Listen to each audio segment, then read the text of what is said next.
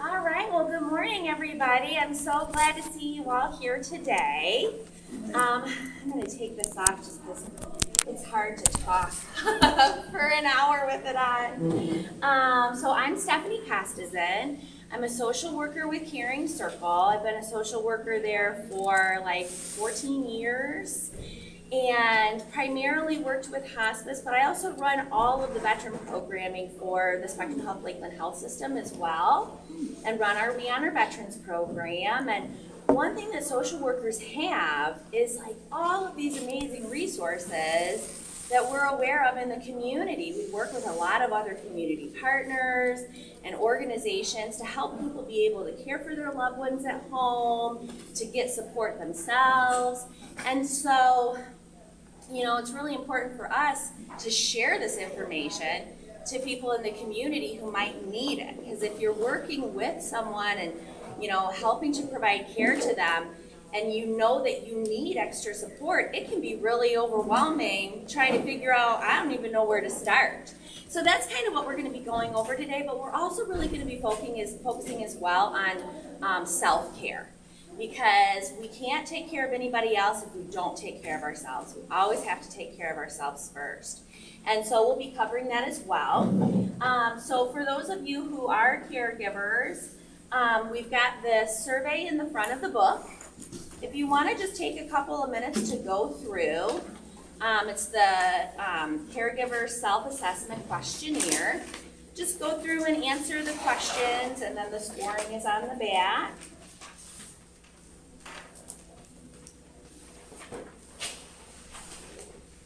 Is that right now? What's that? Do this right now? Yep, yeah.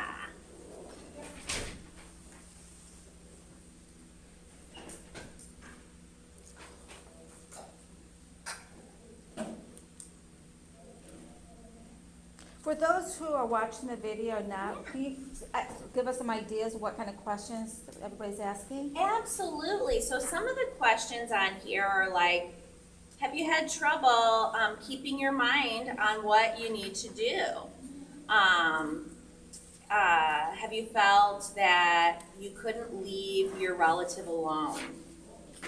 Have you had difficulty making decisions, felt completely overwhelmed, felt useful and needed, felt lonely, been upset that your relative has changed so much from his or her former self, felt a loss of privacy or personal time, been edgy or irritable, had stress or sleep disturbances because you're caring for a relative, had crying spells, felt strained between work and family responsibilities. Have you had back pain?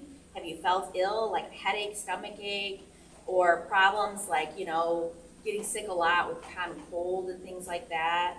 Have you been satisfied with the support your family has given you? Have you found your relative's living situation to be inconvenient or a barrier to care? And then on a scale of 1 to 10, 1 being not stressful at all and 10 being extremely stressful, how would you rate your current stress level? And then on a scale of 1 to 10, with 1 being very healthy and 10 being very ill, how would you rate your current health? And so we look at this because we kind of, you know, when caregivers plug along and go day by day, you know, I mean, it's like you're focused on the task at hand, you're focused on the things that need to be done in the moment, throughout the day, tomorrow, next week. It can be really easy to just get into a routine and not really realize, hey, I've got a lot of stuff going on that might be leading me to some caregiver fatigue. And so, you know, it's really important for us to kind of keep our feelings at the forefront, to kind of think about some of these things to determine, hey, am I starting to get burned out? Do I need extra support? Is this fulfilling to me? Where are the gaps and barriers?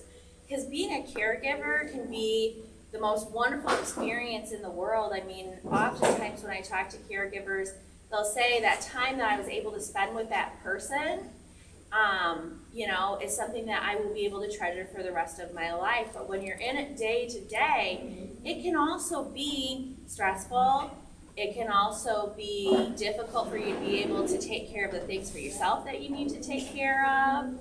And so we always do this assessment at the beginning, just because when you're plugging along day to day, you may not even realize how stressful it is just because you're focused on the moment. So it's a good self-evaluation for us to kind of look at ourselves and see where we're at, because that way we can figure out, okay, where are the gaps that I can fill in? So when we go through this, there's like, the scoring is based on yes responses, except for numbers 4 and 11. It would be a no response. And then you're looking at totaling up the score of questions 17 and 18 as well, and including that.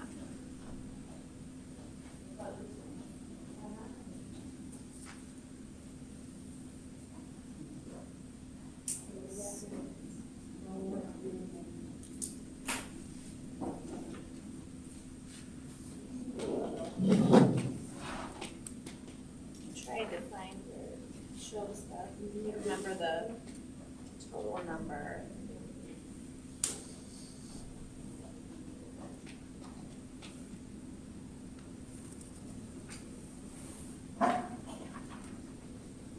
So mainly what you're looking at is if you answered yes to both 4 and 11, which was I felt overwhelmed and I had crying spells, or if you answered, if you had a total yes score of more than 10, or if your score for questions 17 and 18 were higher than 6, what that indicates is that most likely you've got a lot of caregiver fatigue and stress going on. And so that's a good time to try to figure out, okay, what can I do to get more support?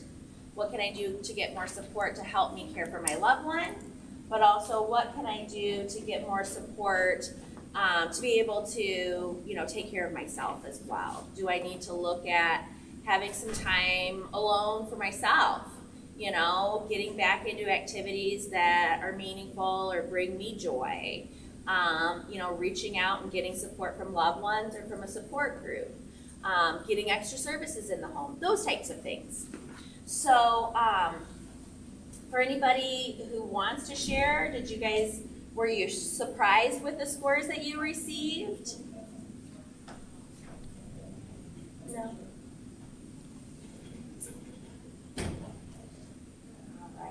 Yeah, some people are like, whoa, I didn't even realize like how stressed out I actually was.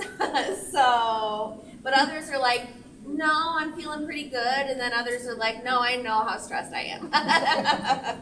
So it kind of is a mix. So we're going to be going over adventures in caregiving today. And really what we're going to be looking at is, discussing the needs and challenges that caregivers often face. We're going to be providing information regarding community resources and local assistance that's available. We're going to be addressing some advanced directives and advanced healthcare planning, things that are beneficial for caregivers to know about. And then we're really going to be encouraging self-care. But really with these programs as well, I want to make sure that anyone who has specific questions about anything, feel free to, speak up, raise your hand, whatever, because really I'm here to be a support to all of you in whatever specific needs that you might have. So if you have questions that come up along the way, or if you come with specific questions, feel free to, speak up and we can answer those as well. So we're on the Caregiver 101 caregiver role. So what does a caregiver do? They provide support to help a loved one meet their needs for activities of daily living and maintain independence at home. They give their time, their attention, their care, their support, all to ensure the safety and comfort of their loved ones. And they act as an advocate and spokesperson to ensure that their loved ones' needs are met and that their wishes are honored. So those are all the wonderful things that caregivers do. It's really only a snippet because caregivers do so much. But really, what are the challenges of caregiving? So caregiving can be a wonderful, fulfilling experience, but there also are challenges and barriers as well. So some caregivers, struggle with balancing their loved ones' right to self-determination, especially with safety and meeting their needs appropriately. They may have to initiate difficult conversations with their loved ones, especially when the time comes for them to need to increase support because their needs have become greater. They have to navigate so many support agencies and be able to set up supports, whether it's Medicare, Medicaid, Social Security, community organizations that provide support. It's juggling a lot of pieces for this loved one while they're also taking care of all of the needs of their own life, And, a lot of times just finding resources to meet their loved one's needs can be a challenge. So self-determination versus safety is something that we face a lot because we want individuals to be able to maintain as much independence as possible. But we also want them to be safe. And a lot of times family caregivers really struggle with that, especially if their loved one is living alone or is very independent and determined. They don't want to take that away, but they also want to make sure that they have the peace of mind of knowing that if they leave them home alone, that they're, that they're safe. Or if they can't be left home alone anymore, that, they're able to get supports in place to be able to help them. All of that worry and lack of peace of mind can create a great deal of stress on the caregiver because even when they're away, they can't really focus on what they're doing because they're wondering what their loved one is doing. Are they okay? Are they safe? Caregiving can be more difficult if they're making decisions that may jeopardize their safety, the loved one, in order to maintain their independence. So we see that a lot of times with individuals who, I don't need anybody in my house. I'm fine. But their family is concerned, like, I'm afraid that you're gonna fall and you're not gonna be able to get help. I'm afraid because you're still driving a vehicle and you get lost sometimes. Or you're still driving and your reaction time is so slow, or your vision is bad that it makes me concerned that you're going to get into an accident. I'm concerned because you're forgetting to turn off the stove, you're forgetting to take your medication, you're forgetting to eat, all of those types of things. So having some of those conversations, especially around driving, can be a struggle. And around getting some help in the home. I know my grandma would not let anybody in the home at all. So we got her a life alert button, and then it stayed hanging on her nightstand all the time. And I was like, okay, so what happens if you fall out of reach of that, And she's like, well, I just need it at night. And I was like, no, you really need it all the time. So it can be a real struggle. She was a very independent woman, and we certainly didn't want to take her independence away. But we needed to have some kind of happy medium where we also felt that she was safe where she was at. So, in order to honor our loved ones' rights, we have to accept that they may make decisions that we don't agree with. And it's their right to do that. That's kind of where the self-determination piece falls in. If they have some cognitive deficits, like they're having some memory loss, that gets a little bit more in a gray area because they're making choices, but they're not able to really make good choices because of their memory issues.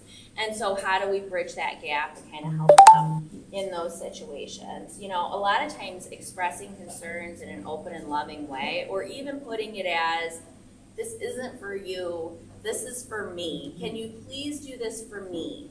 because I don't have peace of mind. I'm always worrying about you. I can't sleep. Can you do this for me? And sometimes flipping it so that it's not like you need this because you have these issues now, but I need the peace of mind of knowing that you're going to be okay. Can you do this for me? Can help soften that conversation and make it more palatable and easier for the loved one to say, yeah, I would be okay with doing that. Sometimes we start that and then it takes a lot of reminding that, hey, we had this conversation. Will you please do this for me?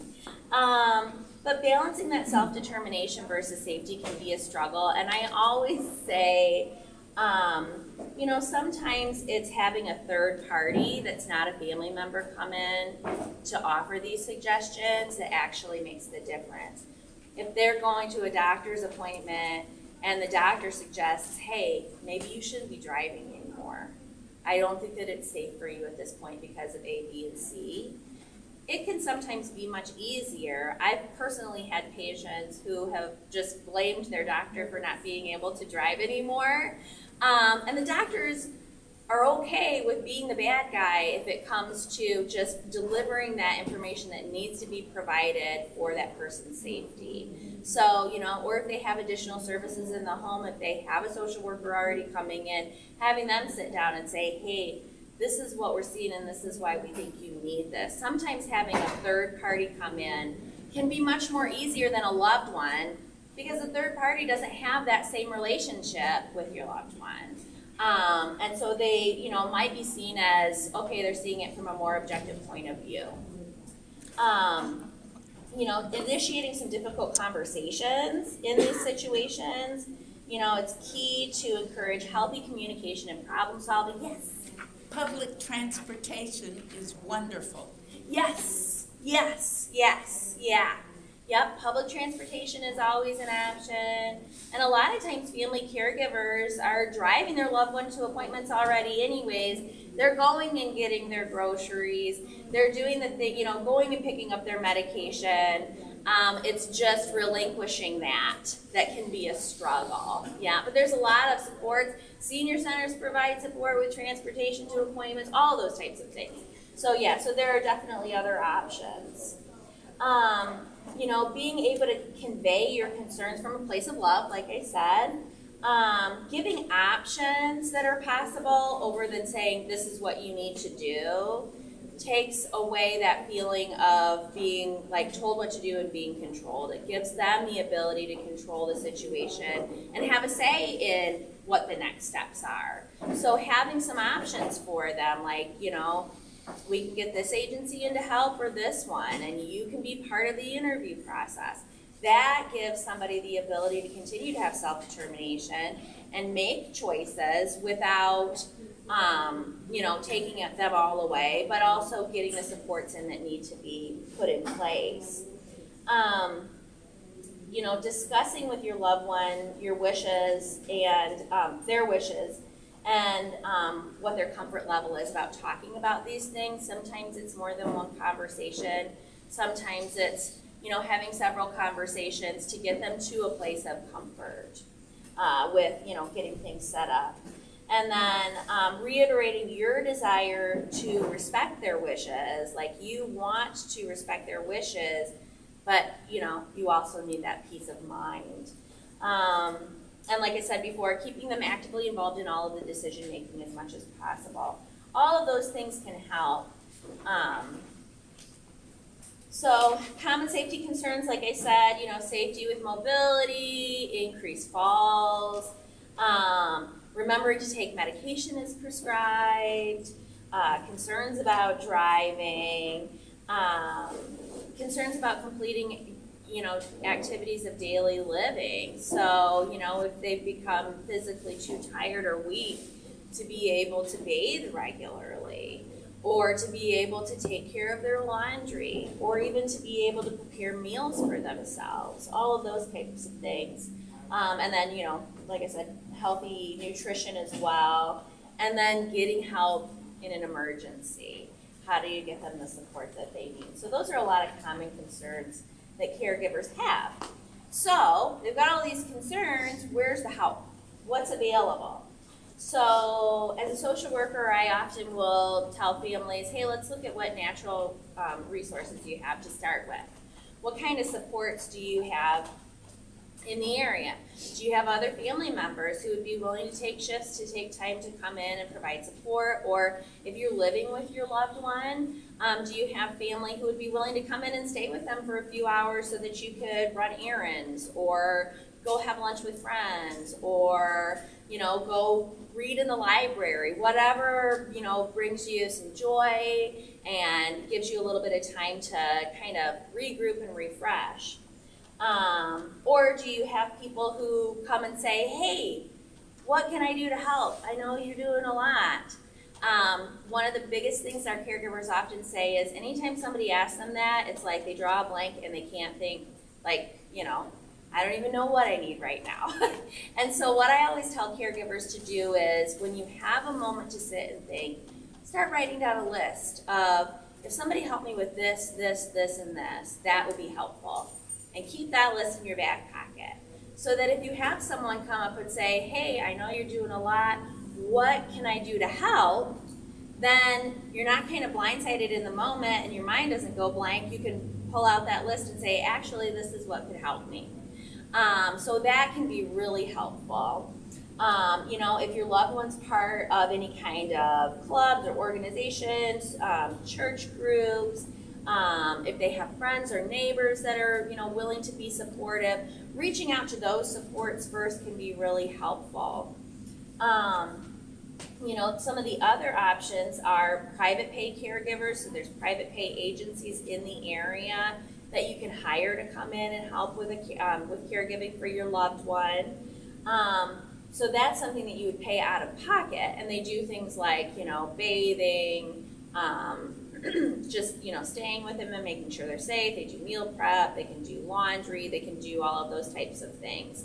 But there are a lot of programs available if you meet certain eligibility requirements where it's paid for through those programs rather than you paying out of pocket. So it's really important to get evaluated for that as well. Area Agency on Aging, they can provide a tremendous amount of support with, hey, let's look at your loved one's resources. Would they qualify for a program called the My Choice Waiver Program, which is through the state, which would pay for some in-home caregivers. It would pay for that Life Alert button. It would help pay for Meals on Wheels. It would help pay for all of those types of things. So Area Agency on Aging is a great place to start to reach out and say, hey, these are what my needs are. This is what their finances are. What do they qualify for? As a part of Area Agency on Aging, they also have the PACE program. So for individuals who have Medicare and Medicaid, PACE is the one-stop shop. So they'd be your loved one's primary care physician. They do all the specialty stuff. They have an adult day program that your loved one can go to and receive supports. There's certain medical criteria that they have to meet in order to qualify for PACE, and they have to have Medicare and Medicaid, so be dual eligible. But they have wonderful programs, and they fill all of the medications. They do everything right there through the Medicare and Medicaid. And so they've got some amazing programs at PACE that can provide support. And they take you on the bus. And they do, yes, yeah. They provide the transportation, and they have all these amazing programs at their day program, and I've been in there before, and it's just a wonderful place for, especially for a loved one with maybe dementia. They get all kinds of wonderful cognitive stimulation while they're there, plus they get socialization and interaction with others. So they've got great programs there. There's transportation programs available, like we were talking about a bit ago. You can reach out to the senior centers that provide transportation. There's medical transport that's available in the area. And those types of things. Senior nutrition services, so your Meals on Wheels, based on income, it can be as low as like $25 a week, I think, to get Meals on Wheels. And they deliver a lunch and a dinner, and for up to 5 days, but if you don't need all 5 days, you don't have to get up. Any senior I've talked to who gets Meals on Wheels is like, this is so much food. Like they're, feeding their grandkids when they're coming over too because they just have so much. I've heard good things about the food as well. The local senior centers, of course, have wonderful resources. They've got all kinds of information that can provide support. There's also other adult day services besides PACE. The closest one from this area would be up in Benton Harbor. It's called Harbor House, and it's through the Department of Child and Family Services. So it's another adult day program. It can be covered through My Choice Waiver through Medicaid. For veteran patients who have VA pension benefits, it can be covered through aid and attending. And then there's also a private pay fee. But it's another adult day service program where they provide transportation for your loved one to go up there for a certain number of days during the week. And they provide a lot, again, of socialization, social interaction, cognitive stimulation, those types of supports during the day. And then, of course, the Department of Health and Human Services, the DHHS, they provide a lot of support with, food stamps and Medicaid, emergency assistance for like household utilities. They provide emergency assistance for funeral and burial. They provide emergency assistance for all kinds of stuff. And then they can also help with getting Medicaid set up for nursing home placement if that's needed. So then some of the services of Caring Circle, I always go over these as well. We provide hospice, of course, but we provide a lot of other services in addition to that. So we have a transitions program that's a community-based program. There's no cost to the program because it's covered under grants and donations, where we have a social service tech who can come out and give you information on, assess the situation in the home and give you an idea of next steps. Like, these are what your needs are, this is what your situation is, these are your options. And then she can help navigate through that to get you set up with different supports and services in the community. House Calls is a visiting physicians program. So it's paid for through insurance, just like a regular doctor visit. But it's for individuals who are mostly homebound. So if they are too ill to be able to get out and about much, other than maybe to specialist appointments or something like that, or if they cognitively cannot handle doctor's appointments, if they've got some dementia, doctor's appointments can be really overwhelming for individuals with dementia. And so they can provide that support as well, where they come in and the doctor sees the patient right in the home rather than them going to the doctor's office. They refill the prescriptions, they draw labs in the home, so they don't need to go out for lab draws, all of those types of things. So on this visiting physician, do you maintain a certain group of those, or how do you secure the physicians? So Through Caring your Circle, we program? have our own physicians on staff. Okay. Yep, we have physicians and nurse practitioners on staff to provide that support. Are they ones that are also out in the community and do this, or, have private practice, or they work specifically for you? They primarily work specifically for us. Okay. Yeah. So, And then my daddy took care of her good. His mom took care of me, especially middle night. He called me, and I called you guys, and earlier you called me back right away and said you're okay. Sure, yeah. And she's referring to our hospice care. So when individuals are have a life-limiting diagnosis and they need more support, and the hospital, really anything that they could do wouldn't be beneficial, then hospice can come in and provide, would provide an entire team.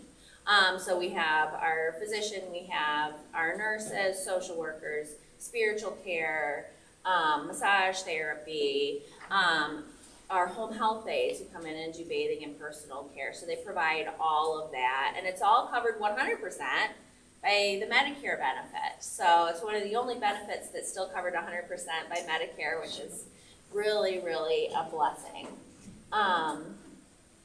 And then we have nurses on call 24 hours a day for hospice. So if someone has symptom management needs, anytime, day or night, there's always a nurse available to come out. Oh, thank you. Palliative care is for people who have like really big symptom management needs. So maybe somebody's going through chemotherapy and they've got a lot of symptoms that are causing discomfort for them as a result of that, or they have like COPD and they can't really breathe well. Palliative care is like a specialist that can come in and manage those symptoms to help someone stay comfortable. Bereavement care is our grief and bereavement supports, our supports for individuals who have lost a loved one.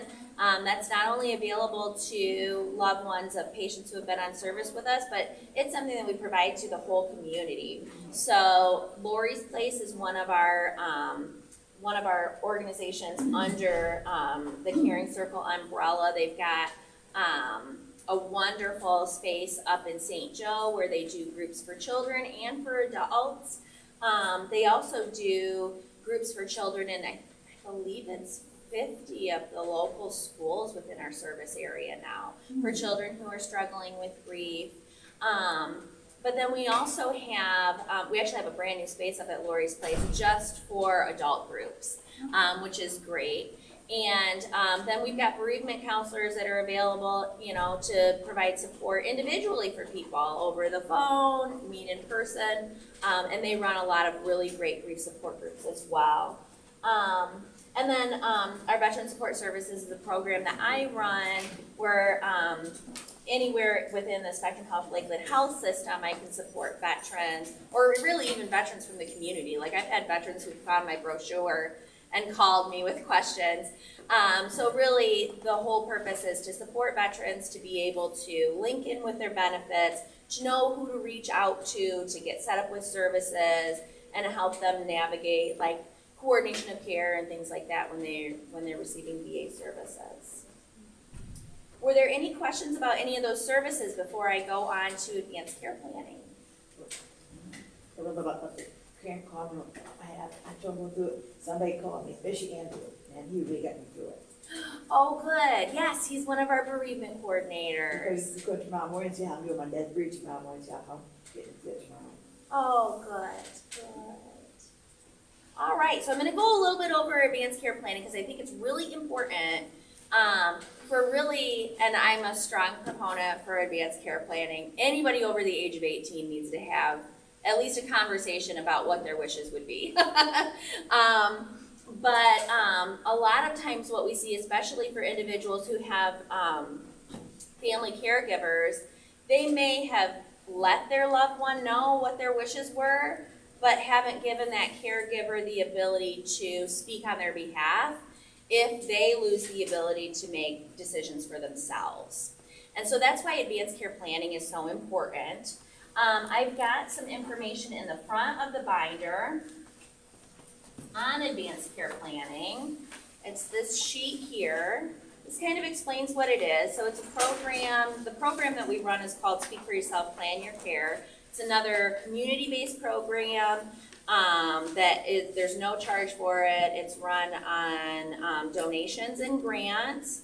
And the whole purpose of advanced care planning is to help individuals have good conversations with their loved ones about what would be acceptable and unacceptable related to care if they lost the capacity to make decisions for themselves. And really it's a gift for family caregivers to receive this because family caregivers aren't then put in situations where they have to make decisions on their loved one's behalf without any guidance from that person on what they would want.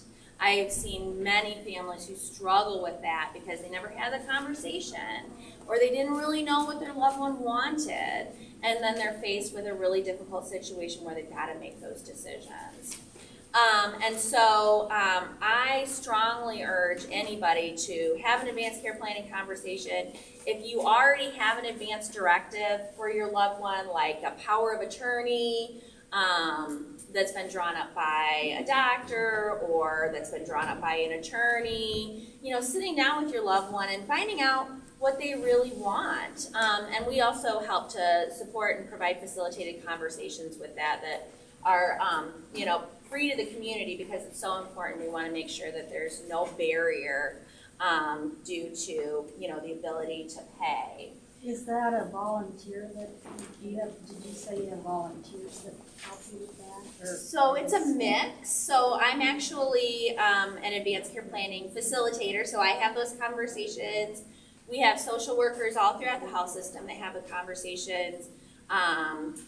Nurse case managers. We have volunteers that do the conversations as well. A lot of times our volunteers are retired healthcare workers, or they're members of a church community. So we've got programs within specific churches throughout the community where, you know, we've had pastors that have been trained in having these conversations. So we've got, you know, in a lot of the skilled nursing facilities in the area, we have members of their staff who have been trained in it as well. I think we've got like 80 facilitators right now. We just did another class last week. And so, it's really important to just sit down and have a conversation. If you want to have a conversation with your loved one, there's information, I believe, on this. Maybe it's in the book here. You can contact Caring Circle and we can get you set up with a facilitator. But even if your loved one has an advance directive, yes. Oh, I'm sorry. I believe that one time we had a class schedule, Speak for Yourself. I think we had to cancel it for whatever reason. Yeah. And I don't remember. Is that something still available that we could have here again? Absolutely, yeah. Would you guys be interested in a class like that? Well, what is this advanced planning? Is this saying, I don't wanna live if I'm gonna be on life support? Is that what this is? It's having some of those difficult conversations, yeah. Yeah, it's sitting families down with their loved one and hearing in their own loved one's words, okay, if I was in this situation, this would be acceptable to me, this would be unacceptable. So yes, I would want life support, but it would only be for a certain period of time. Or I wouldn't want life support, I wouldn't want CPR, those kinds of conversations. But the bigger, broader picture is, like, what's a good quality of life for this person? And how do we create healthcare treatments that fall in line with that quality of life so that they have a good quality of life for the rest of their life? And so it's a broader discussion, but a lot of it is, you know, having those difficult conversations about if they were really sick and unable to make decisions for themselves, what would they want? And then getting a document in writing that is a, you know, durable power of attorney, listing people who say, yeah, I hear what you're saying, and if you're in that situation, I feel comfortable speaking on your behalf. So a lot of people already have a power of attorney in place, but they've never really talked about what their wishes are. Or it's stored away into like a safety deposit box where people can't access it in a moment of crisis. So even for individuals who already have some kind of, you know, durable power of attorney in place, it's important to have a conversation about their wishes, what their wishes would be. That's where you got sick, really, you told me, you were still at work. I don't know, I guess heart stop is less stop. And that when you still, as mine still, yeah. Sure, yeah, those are important conversations to have. Yeah. Because then it gives you peace of mind that if you have to make those decisions, it's like, I'm just doing what he told me to do. Yeah. Yeah. I have a question. I've got this set up with my lawyer, but then I had, one of my brothers died, and he was one that was gonna be part of this. Sure. And so could I try to get a facilitator to help me kind of redo that? Absolutely. Rather We help than- people with that all the time. Even, Yeah.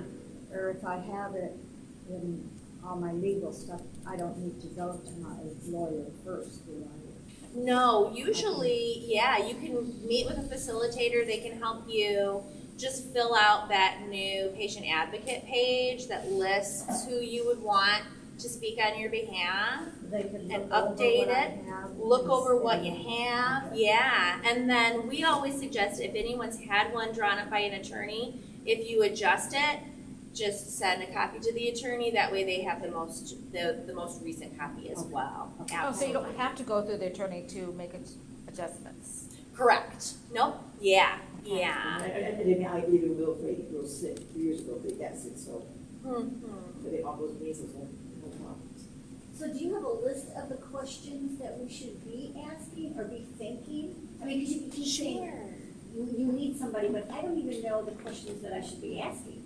Right, and that's why we have facilitators that come That's out what and we have do. those conversations, because really what we want to focus on too is, a lot of times people don't really understand they might have the doctor describe the short-term acute effects of certain, life-saving treatments, but they don't always discuss the long-term and what that looks like. And so that's part of the conversation too, is, helping people have a better understanding of, this is what this treatment looks like for the short term, this is what it looks like for the long term. Would that fall in line with what you consider to be quality of life? Those types of things, because what we want people to do is make really informed decisions on their health care. And also, a lot of times we'll send people back to their doctor if they have specific questions about their health care needs, and say, and the doctors know, hey, your patients are going to be coming to you asking questions about what this means. Like, if I go back into the hospital again, if I, need this specific treatment, what does that look like for the long term for me? So we provide all of that kind of support with working through the document as well. But really, anybody who already has an advance directive in place, we always say, if it's been 10 years since you've addressed it, if you've experienced the death of a loved one, if you've experienced a divorce, if you've experienced a new diagnosis or a decline in your health, you should just kind of reevaluate your advance directive and make sure it falls in line with what you want. So medical power of attorney being considered advance directive.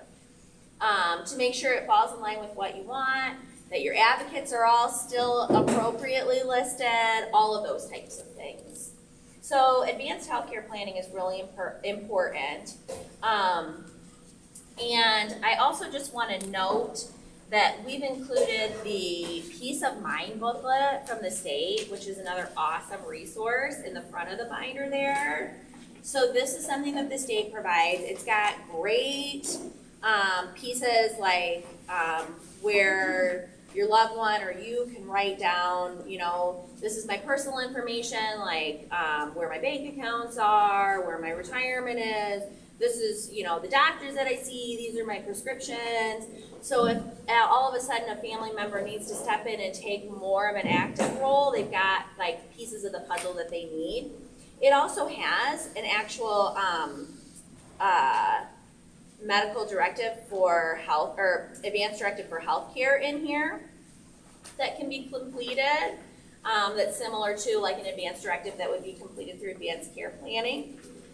And that's in the back of it. And then it also has what a lot of people ask me for, which is a statutory will. And so a lot of people will say, hey, I want to get my affairs in order. I want to list somebody as like an executor to my estate, but I don't have the funds to go to an attorney to do it.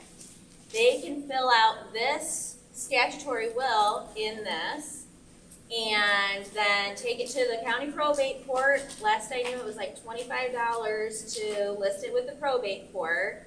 And it's actually like a last will and testament, where they can, list somebody as an executor on their behalf to be able to handle their estate after they pass, all of those My things. dad did it me 3 years ago, looking for John, years ago, about everything goes to me, I'm just think all she's going to me, so.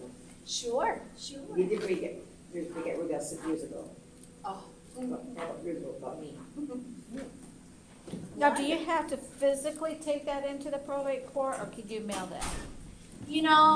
Especially with COVID and the limits to how much the court is open right now, it would probably be best just to call the probate court. Okay. Yeah, and see if it's possible to send it to them in another way. But I go and ask for lawyers now, for John. Yeah, I go to lawyers now, Good. John to get there, somebody is. And then a financial power of attorney is also really helpful. So sometimes loved ones will, and that's in the back here, sometimes loved ones will get their their caregiver on their bank account so that they can help, especially if they're having trouble managing their finances. But sometimes, things happen very quickly where they're able to manage everything and then all of a sudden they're not. Or maybe they're not ready to relinquish that control quite yet. And, caregivers can end up in a situation where they have to make, financial decisions for their loved one. But if you don't have a financial power of attorney, it's like next to impossible unless your name's on everything.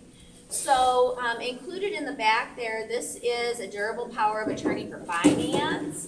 This is the only document that needs to be notarized. So, but what this does is it gives your loved one the ability to designate someone to speak on their behalf for financial stuff if they're not able to make decisions for themselves. I always suggest to people, if you fill it out, take it to your local bank, call your bank and see, because a lot of times banks will have notaries. Oh, we have a notary here. Oh, a notary here. Take it to the Buchanan Senior Center. Yeah. And so just, take it, get it notarized, get it signed, and then that way, your loved one, if they're not able to make financial decisions for themselves and you have to start managing their funds and things like that, you can take this to the bank. You can send it to, their long-term care insurance or send it to Medicare or wherever, and give them that information so that you can work on the financial piece of that. Is that in this? Oh, I'm sorry. It's in the back of the binder. Yep, Okay. it's its own thing. Okay, thank you. Sure. Right. So to wrap up, I really want to go over, before I do that, I also just wanted to let you guys know, in addition to that other information, I also included the application for emergency assistance for the Department of Health and Human Services. So oftentimes when someone is in an emergency, it's really hard to get this printed off and get it filled out. So it's always good to have it on hand. So if your loved one is struggling financially, they're looking at eviction, they're looking at having trouble paying, for utilities, those types of things. If they're, or if, they have passed and you need assistance with funeral and burial, this is the form that you would fill out. Is this a standard form for all of the services that DHS provides? This Is this a is- starting point for anybody? No, this is really only for emergency assistance. Yeah. Yeah. Oh, okay. So they've got a much more comprehensive assessment that they do. Than this. Yeah, if you're applying for like Medicaid Yeah. and things like Okay, that, this is just yeah. emergency. This is just emergency. And is that also for part of the burial? Do you do this Yes, for burial? on the back page, there's a specific section just for funeral and burial. Okay. Yep. Yeah. Okay. All right. So, wrapping up, I want to go over self-care for the caregivers. So I'm a huge advocate for caregivers. I run a monthly support group for caregivers. I've been running it 6.5 years now. I so appreciate caregivers because really I wouldn't be able to do my job and be able to support the patients that I support if they didn't have loving family and friends around them, making sure that they were supported 24 hours a day. And so it's really important for me to stress the importance of self-care for our caregivers because caregivers naturally give all of themselves. They give everything to make sure that their loved one has everything that they need. And sometimes caregivers are caring for their loved one who has needs and for their spouse or for their children or for their grandchildren, and it can be really easy to get spread thin. And so it's important for us to really kind of keep some of the key thoughts of what does caregiver fatigue look like, so that when we start to feel it, it's like, okay, I need to do something about this. So some of the identifiers for caregiver fatigue are increased irritability, being easily frustrated or brought to anger, A lack of motivation or just like a loss of interest in activities, you know, not finding the same joy in the things that you used to find joy in.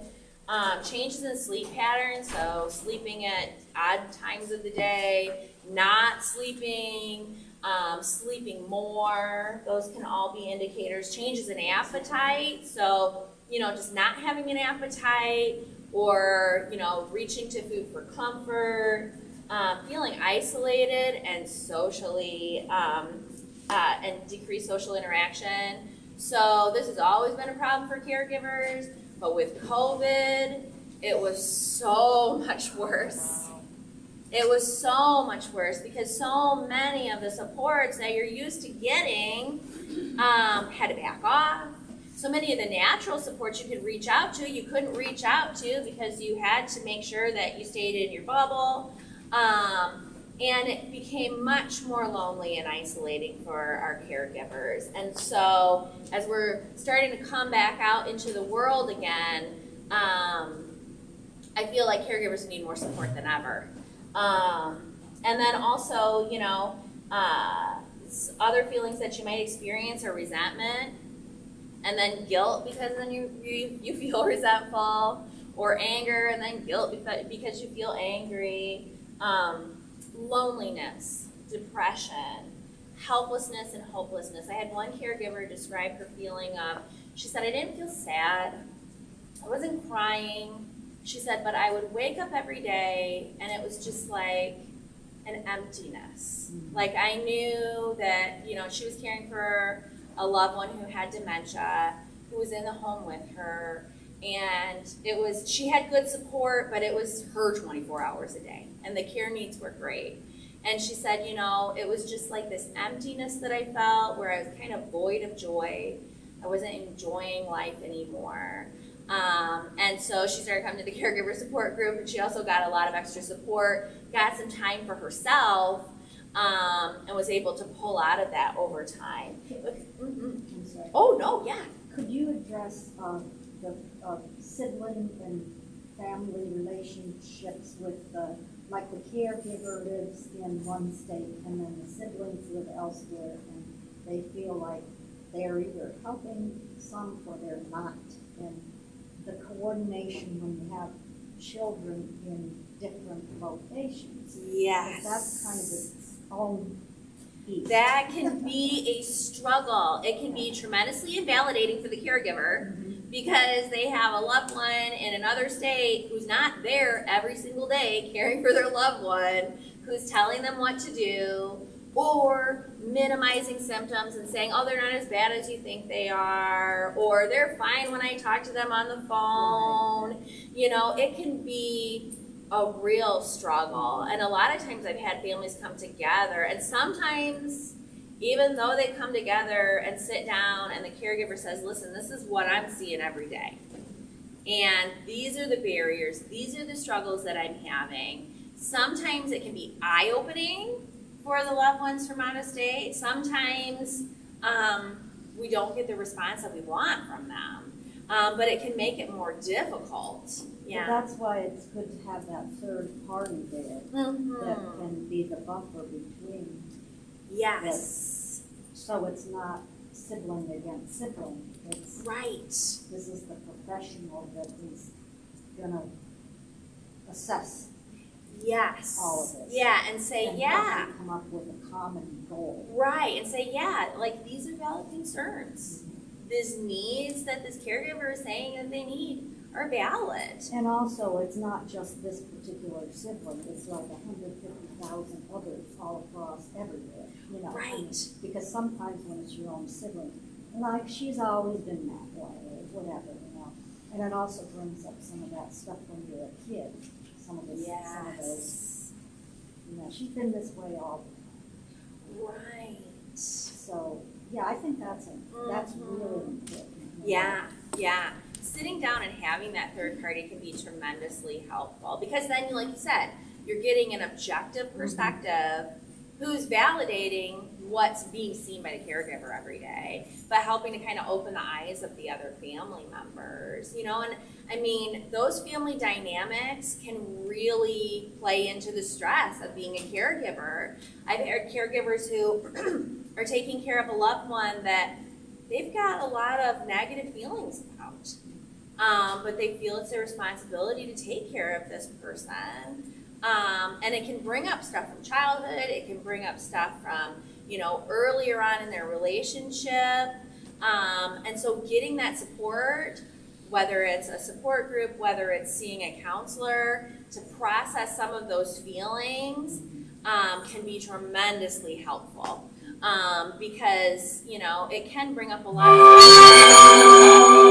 you know, gone long ago. So, yeah.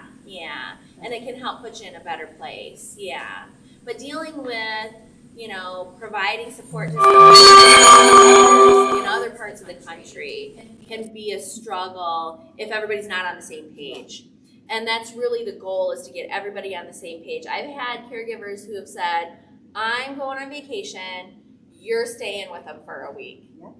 And then they come back and they're like, whoa, like now I know what you're talking about, because they've been with them every day. Sometimes that, you know, interaction and stepping into that caregiver role can open their eyes. Sometimes for caregivers, they're so used to caring that they don't really want to relinquish that to anybody else. And so some of it is helping caregivers understand you can't do everything. You cannot do it all on your own. You're going to run yourself down taking care of them. So pulling in support is how you keep yourself healthy, and how you best support your loved one. Because if you're not keeping yourself healthy, you can't help them. So yeah. So there's a lot of struggles with caregiving, and it's so individual to the caregiver and to the family dynamic and the situation, which is why it's really important to keep an eye out for, you know, what are the symptoms of caregiver fatigue? Where am I having barriers? Those kinds of things. And then finding ways to provide self-care for yourself. So I've gone over some of the things, like making a list and accepting help when offered. Eating well and getting plenty of sleep is really important. Accepting that there are things that you can't change. I've had caregivers who are like, okay, what do I do in this situation? Now what do I do in this situation? Like they're planning for every future possibility, and then it's like they get hit with a curveball that's like nothing they ever thought would happen. And so I always tell caregivers, like, we can't always control what's going to happen, and we can plan for every possible scenario, and then something else will happen. But we have to just focus on, you know, what can I do now to support my loved one? What can I do now to support myself to help us get through it day to day? And then you just have the tools, and then when you run into an issue, then you're able to pull them up and be able to figure out what resources to get in place next. You know, looking at the positive of a difficult situation can be helpful. Maintaining your own autonomy. What is important to you? Is going out to lunch with your friends once a week something really important? Is coming to programs at the senior center really important? Is, you know, maintaining certain hobbies, gardening, shopping, reading. What's important to you? Keeping part of yourself. Because I've had caregivers who give and give and give and give for so many years, that when their loved one is gone, it's like their identity is gone. And so it's important to keep that autonomy for that reason, but also it's an outlet to get you out of caregiving and to do something good for yourself that really brings you joy. And then looking at respite, you know, getting extra support in. If you've got family who can come in and provide support, have them come in and provide support so you can take a little mini vacation, so you don't miss that wedding or you don't miss that graduation or special event. You know, giving yourself the ability to step away and have somebody else provide that care so that you can do the things that are important to you too. So, you know, in conclusion, really, we caregivers are an essential part of their loved ones' lives, and that's why caregivers are so important to me. Because like I said before, I couldn't do what I do if I didn't have caregivers taking care of our patients every day so wonderfully, it would make our jobs much more difficult. So caregivers are an essential piece of that puzzle. But really know that you don't have to do it alone, and you shouldn't do it alone. It's much better for you if you find other ways and get support and take care of yourself. I just want to quickly say there's like a huge resource directory at the end of this. It's got all kinds of contact information for different non-medical home care. It's got Area Agency on Aging's contact information, adult day services, nutrition services, medical home care, hospices, all the government agencies, so like the VA, Medicare, Social Security, DHHS, the Department of Health and Human Services. And then there's tools for preventing caregiver fatigue. So this has got a lot of good resources on preventing caregiver fatigue. All right. And then we have a wonderful social worker that I work with who's like, this is a lot of information. You need to put some fun stuff in here. So he included some like adult color pages. There's a word search. There's a really cool family tree in here with a life review. So if you're spending a lot of time with your loved one and you want to know about their life, you want to have it recorded down for generations, this is really an awesome thing that you can fill out with your loved one. So I so appreciate the opportunity to come and talk to you guys today. Did you have any additional questions? So I do run the caregiver support group, like I said. Currently, we're doing it all through Zoom. I was hoping that maybe we would start to do it live again. But I think with some of the issues with the Delta variant, we're going to keep it just virtual for the time being. But if anyone is interested in participating in that, actually, the next one is this afternoon at 1 o'clock. But it's a monthly support group. It's every third Tuesday from 1 to 2. We do it through Zoom. And if you want to participate, all I need is your email address, and I can send you the link to get set up through Eventbrite. All right. Great. Thank you so much, Stephanie. Absolutely. Some great information. Thank you all for being here. We appreciate it. Again, if you need more information, I need some contact, just let me know, and we can, make sure that things work out.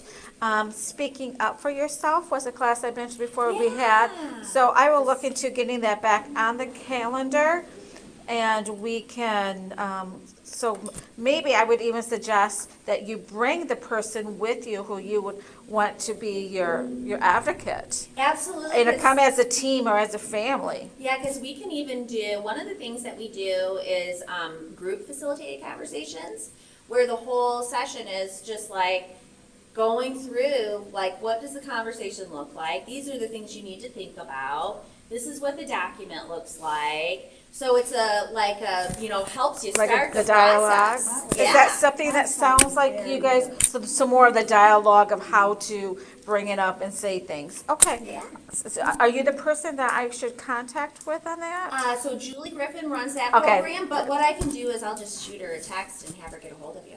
Okay. Yeah. That sounds great. Or I can just give her a text to, Perfect. or an Email. email. Yeah. I'll just start the conversation that Yeah. way. Perfect. Yeah, wonderful. Well, thank you again. I am so grateful for you being here, and I'm so grateful for Caring Circle and all these different agencies here to help us go through our journey. And I just want to thank you so much. You guys have a blessed day. Thank you. Thank you very much.